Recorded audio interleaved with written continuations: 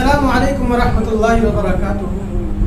दोस्तों, अर्ज़ ये करना है कि जो लोग अरब ममालिक में जॉब करने जाते हैं तो उनको एक बड़ा फ़ायदा ये होता है कि उन्हें अरबी बोलना आ जाती है। अरबी बोलना आ जाता है, अरबी समझना आ जाता है, तो उन्हें लहजे पता चलते हैं। अब जो अरबी नहीं समझते हैं वो कुरान पढ़े, तर्जुमे के साथ पढ़े तो उन्हें समझ आ जाएगा, लेकिन उन्हें लहजा समझ में नहीं आएगा कि किस मकाम पर किस लहजे में क्या कहा जा रहा है। चुनांचे अरब ममालिक में एक शख्स अपने बेटे के साथ एक मॉल में दाखिल हुआ और वहाँ मुख्तलिफ चीज़ें खरीद के बिल पे करने लगा तो देखता है कि उसका जो छोटा बच्चा है वो कभी खिलौनों की तरफ भाग रहा है कि बाबा ये ले दो, कभी कह रहा है चॉकलेट ले दो। तो बच्चे से ज़ोर से आवाज़ लगाई कि ताल, आ जाओ। बच्चे को समझ में नहीं आया, वो उन्हीं में लगा रहा। तो बाप को गुस्सा आ गया। बाप ने फिर से ज़ोरदार लहजे में कहा, हाय, चलो सब छोड़ छाड़ कर आ जाओ।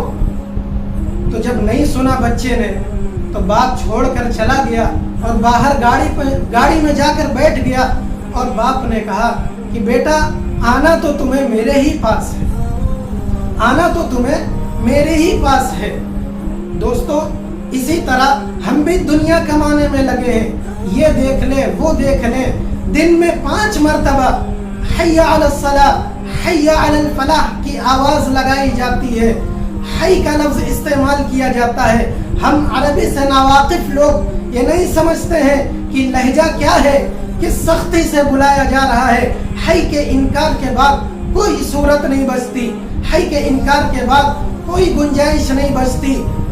लहजा बड़ा सख्त है, लेकिन हम दुनिया कमाने में लगे रहते हैं, हम नहीं समझते हैं। तो अल्लाह रब्बुल इज़्ज़त भी कहता है कि हय्या अलस सलाह, आ जाओ मेरी तरफ। अगर नहीं आते हो तो फिर लौट कर तो तुम्हें मेरे ही पास आना है, लौट कर तुम्हें मेरे ही पास आना है।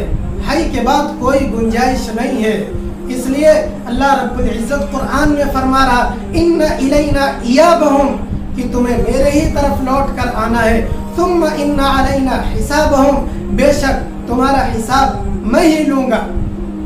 अभी वक्त है, दिन में आवाज़ आती है 5 मरतबा हय्या अलस सलाह, हय्या अलल फलाह। अगर हम ये सुन कर भी अगर अपनी दुकान नहीं छोड़ते हैं, अपना घर नहीं छोड़ते हैं, अपना मकान नहीं छोड़ते हैं, अपना कारोबार नहीं छोड़कर अल्लाह रब्बुल इज़्ज़त की तरफ नहीं आते हैं, तो फिर अल्लाह रब्बुल इज़्ज़त भी कह रहा है कि लौट कर तो तुम्हें मेरे ही पास आना है।